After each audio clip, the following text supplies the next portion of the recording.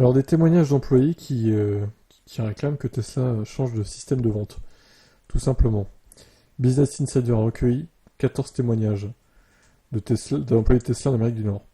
Leurs déclarations actuelles et anciens employés d'ailleurs.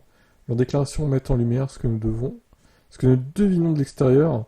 La marque doit passer d'un modèle où la demande vient à elle, à un autre où il faut aller chercher le client. Les réductions de tarifs ou autres réorganisations des équipes de vente n'ont pas porté leurs fruits.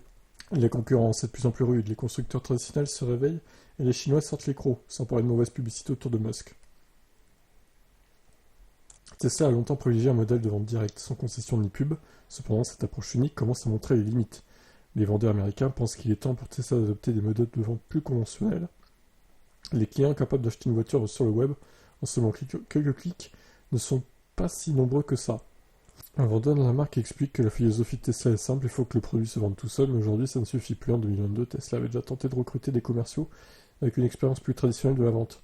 Un changement bien accueilli par certains directeurs néanmoins, l'absence de commission a démotivé la plupart d'entre eux. Pour s'adapter à la baisse des ventes, Tesla tente de réagir. Depuis mars, les vendeurs sont priés d'offrir une démonstration du FSD et le logiciel de conduite autonome.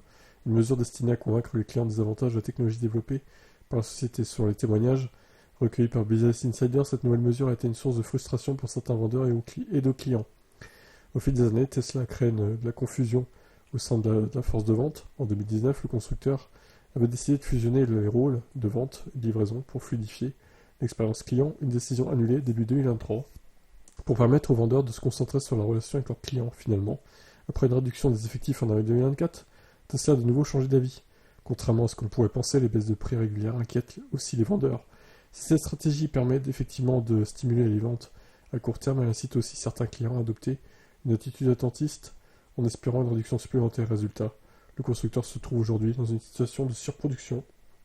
Les commerciaux estimant que Tesla doit adopter des techniques de vente plus agressives pour toucher un public plus large. Ils pensent également que la gamme vieillissante de la marque n'aide pas à convaincre de nouveaux clients. Le dernier modèle en date est le Cybertruck. Il s'agit d'un véhicule de niche. Ouais, c'est sûr.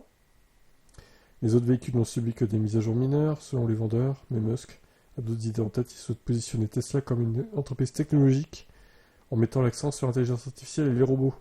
Il a évoqué la possibilité d'un nouveau mode économique. Un modèle économique d'ici 2025 sans donner de détails concrets. Il va supprimer tous les vendeurs. Comme ça au moins il n'y aura plus de problème. Les voitures vont se livrer toutes seules chez le client. Voilà, avec le FSD. Voilà, c'est ce qu'il veut à terme peut-être. Hein. Pourquoi pas. Bon allez. Vous en pensez quoi? Est-ce qu'ils doivent changer de stratégie chez Tesla pour vendre leur voiture ou pas? Ciao.